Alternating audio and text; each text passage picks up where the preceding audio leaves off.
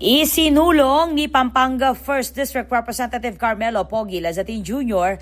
ang panukalang magtatag ng 24/7 mental health at suicide crisis hotlines sa lahat ng probinsya, lungsod at munisipalidad sa bansa.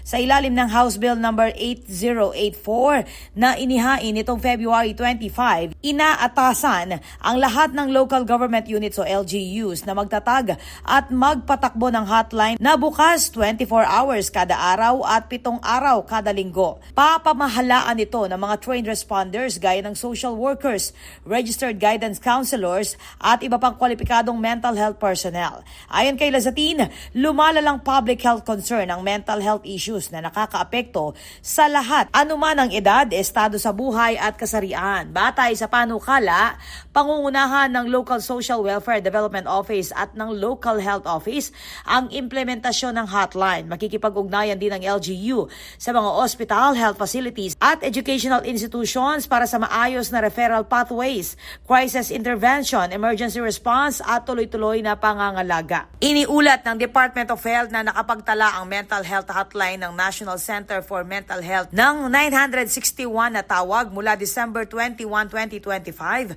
hanggang January 2, 2026. Binigyang diin ni Lazatin ang pangangailangang palakasin ang mental health resources ng bansa at dagdagan ng investment ng pamahalaan sa sektor na ito. Bilang dating alkalde ng Angeles, pinondohan ng LGU ang rescue at rehabilitation ng mga individual na may mental health conditions na natagpo ang paggala-gala sa lansangan. Pagsapit ng January 2025, umabot sa 208 ang naipasailalim sa rehabilitasyon at 109 sa kanila ang na-discharge at naibalik sa kanilang pamilya matapos ang gamutan. Ako po, Patricia Mamangon para King News Force Pampanga. Balitang tutuking balen, susuyo.